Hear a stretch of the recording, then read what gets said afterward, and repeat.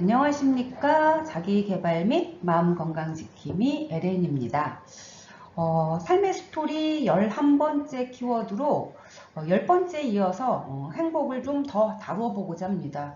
행복이라는 단어가 많이 추상적이고 그리고 한두 타임으로 이야기를 나눠본다고 해서 다룰 수 있는 개념도 아니고, 그래서 여러 편으로 좀 나누어서 좀 공유를 좀 하고자 합니다. 우연히 한 채널에서 행복 배틀이라는 드라마를 본 적이 있습니다.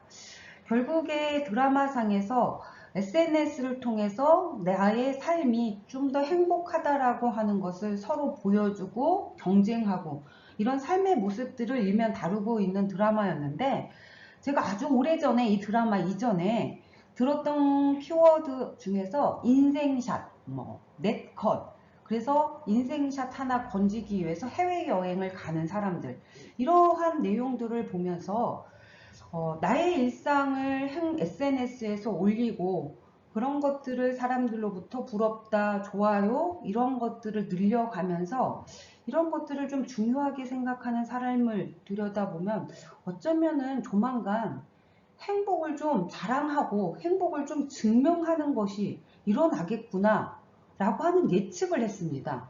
그런데 정말로 몇 년 이후에 드라마에서 행복 다루기, 행복 겨루기, 이런 소재들을 다루면서 참 놀랐던 에피소드가 있습니다. 어쩌면은 이 드라마에서는 한 번도 행복해 본 적이 없는 사람들의 행복을 좀 다루고자 했고, 행복해 본 적이 없으니까 행복을 증명한다든지 행복을 자랑하는 것에 초점을 맞춘 삶, 이런 삶들이 많이 좀 보여지는 것 같습니다. 행복이 마치 의무가 되고 행복해야 된다라고 하는 부담, 이런 사회로 우리가 너무 가고 있지는 않는가라고 하는 부분입니다. 왜냐하면 이를 좀 역으로 생각해 보면, 행복을 증명해야 되고 행복을 자랑하지 못하면 내 삶은 뭔가 결함이 있는 거야? 내 삶은 뭔가 문제가 있는 거야? 그냥 행복하지 않을 뿐인데 그러면 내 삶은 불행한 삶인 거야? 이런 분위기들이 조금 많아지고 있는 것 같습니다. 여행을 안 가도, 여행을 못 가도 괜찮은 삶인데, 여행을 안 가고 못 가고 있는 나의 삶은 뭔가 부족한 건가? 뭔가 결함이 있는 건가? 그리고 주변에서 저에게 왜 너는 여행을 안 가? 라고 하는 거. 여행을 가야 되는 게 마치 당연한 것처럼. 근데 여행을 안 갈 수도 있습니다. 여행을 못 갈 수도 있는 거고. 그래서 왜 여행을 안 가? 이거는 질문 자체가 잘못되어 있는 거라고 볼 수 있습니다. 그래서 저는 여러분들에게 한번 본질적인 질문을 좀 던져보고자 합니다. 삶이 꼭 행복해야 하는가? 라고 하는 부분입니다. 그리고 행복을 다른 사람들에게 보여주고 행복을 좀 자랑해야 되고 행복을 좀 증명해야 되는 게 맞는 것인가? 라고 하는 본질적인 질문을 좀 던져보겠습니다. 그리고 저는 삶이 꼭 행복하지 않아도 된다라고 말씀을 좀 드리고 싶습니다. 행복하지 않아도 괜찮은 삶이다라고 정리를 좀 해보고 싶습니다. 냉정하게 보면 어쩜 행복은 없는데, 우리의 삶을 유지하는 과정에서 무게감이 무겁고 힘들고, 그래서 무거운 삶과 힘든 삶에 희망과 위로를 좀 주기 위해서 우리가 만들어낸 개념이 행복일 수도 있습니다. 그래야 좀 버티는 게 가능하고 그래야 견디는 게 가능한 것이니까. 그래서 행복이라고 하는 것은 어쩜 존재하지 않을 수도 있는데, 너무 우리 사회가 행복에 초점을 많이 맞추고 있지는 않는가라고 하는 그런 부분으로 좀 말씀을 좀 드려봅니다. 그러면서 개인의 행복만 그렇게 중요한가? 라고 하는 부분입니다. 우리가 개인의 삶이 중요해지고 개인의 삶이 강조되는 사회이다 보니까 진짜 나의 행복만 중요한가? 너의 행복은? 역으로 진짜 너의 행복만 중요해? 그럼 나의 행복은? 이렇게 조금 더 개인에게 초점만 맞춰지고 있는 행복들이 너무 많이 강조되고 있는 것 같습니다. 나도 행복하고 너도 행복한 우리의 행복도 중요합니다. 그래서 나의 행복만 추구해야 되는 게 아니라 우리의 행복도 추구해야 된다라고 하는 거. 당신의 행복 속에는 우리가 들어가 있는지 그 질문도 한번 던져보겠습니다. 구체적으로 행복이 뭘까라고 했을 때 행복은 과거에는 질병이 있었고 굶주림 혹은 자연재해, 전쟁 이런 상황 속에서 행복은 고통이 없는 게, 병이 없는 게, 척박한 환경에서 살아남는 게, 전쟁이 끝나는 게 그게 행복이었습니다. 그래서 행복이 뭔가 거대하고 거창한 게 아니라 지금 내 상황에서 고통스러운 것만 없어도 지금 내 상황에서 불편한 것만 없어도 그게 행복인 겁니다. 그게 당연한 거고 그게 자연스러운 게 아니라 그것 또한 충분히 행복으로 인식을 해야 되는데 우리는 그걸 너무나 당연하게 생각하고 행복하지 않은 걸로 인식하고 있다라고 하는 이런 부분도 굉장히 많이 있는 것 같습니다. 두 번째로 행복이라고 하는 단어를 각국의 언어를 사전으로 찾아보면 대부분 공통적으로 행복이라고 하는 것은 이미 나한테 주어져 있고 그걸 내가 발견만 하면 되는 겁니다. 내가 그거를 찾아내는 거. 그게 바로 행복인데 우리는 너무 행복하기 위해서 너무 많은 노력과 방대한 에너지와 많은 돈을 쓰고 있지는 않는가. 그런 측면에서 한번 들여다볼 필요가 있습니다. 이미 당신의 삶 속에서 당신이 갖고 있는 것들이 있습니다. 그게 찾아내는 것. 그것이 바로 진짜 행복이다 라고 말씀을 드리겠습니다.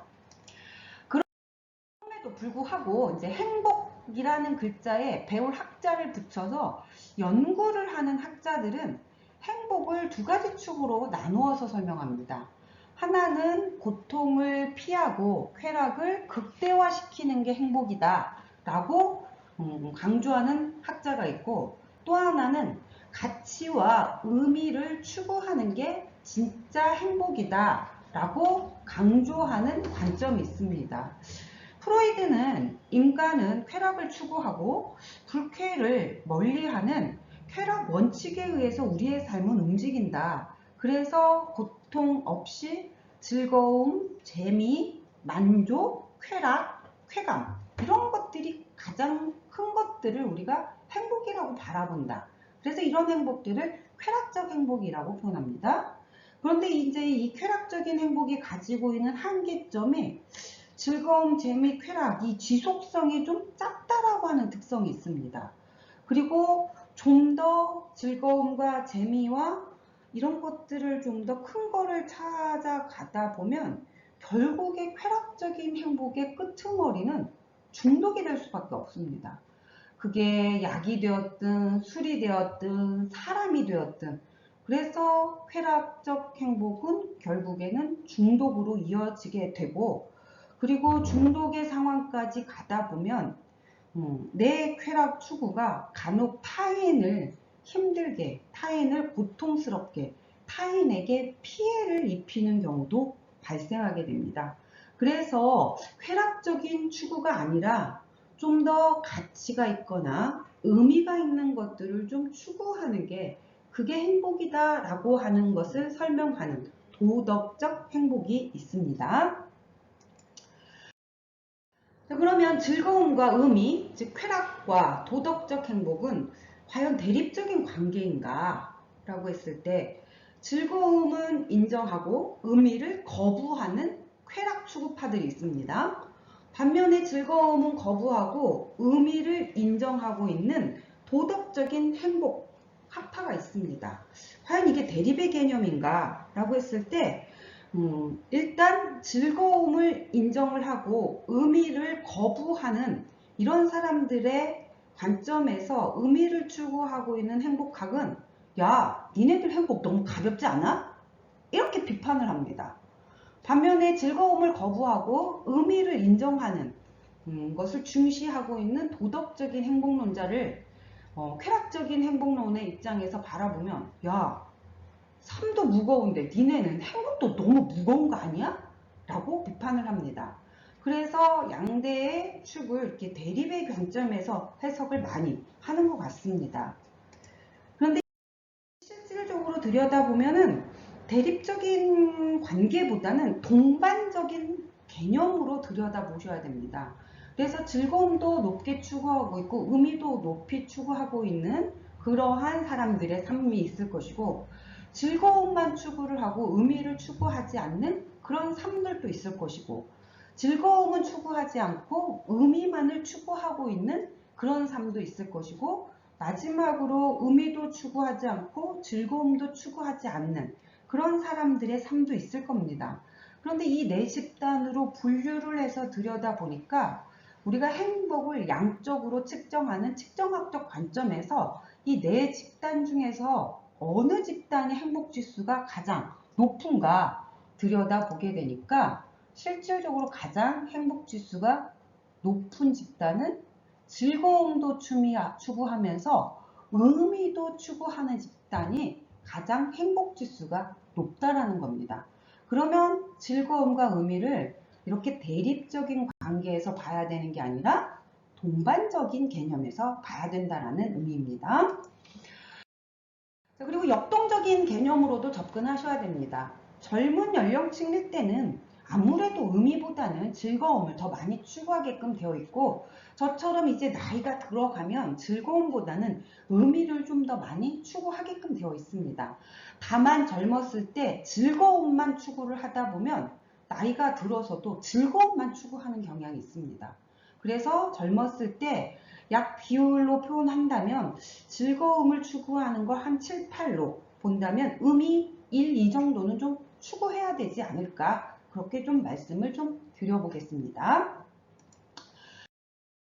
즐거움과 의미와 관련돼 있어서 행복의 또 하나의 변수로서 우리가 이제 돈이 있는데, 부자 국가를 들여다보니까 의미를 추구하기보다는 즐거움을 추구하는 행복을 더 많이 추구하고 있고요. 가난한 국가는 즐거움보다는 좀 의미를 더 많이 추구하고 있습니다. 어쩌면은 즐거움이 약한 삶은 좀 지켜내기 위해서 의미가 좀 더 강해지는 건 아닐까, 그런 생각도 해봅니다. 그래서 다시 여러분에게 질문을 좀 던져봅니다. 즐거움을 추구하겠습니까? 의미를 추구하겠습니까? 라고 했을 때, 이 웰빙에 관련되어 있어서 기능 유전체학적 연구라고 하는 분야가 있습니다. 그러니까 혈액을 채취해서 연구를 하는데, 이 연구에서 이런 결과가 하나 있습니다. 즐거움을 추구하는 사람들은 일반적으로 병으로 발전된 가능성이 높답니다. 그런데 의미를 추구하는 경우는 병을 억제할 가능성이 더 높더라 라고 합니다. 자, 그러면 이 질문에 대해서 다시 한번, 여러분들은 즐거움을 추구하시겠습니까? 의미를 추구하시겠습니까? 질문을 던져보면은 아마 이제 이렇게까지 질문을 받으면 아마도 의미라고 대답을 할 것 같습니다. 그럼 의미는 무엇인가? 라고 하는 부분입니다. 의미는 다음 시간에, 다음 타임에, 다음 스토리에서 좀 구체적으로 살펴보도록 하겠습니다. 그래서 to be continue 하고 의미를 준비해서 오겠습니다.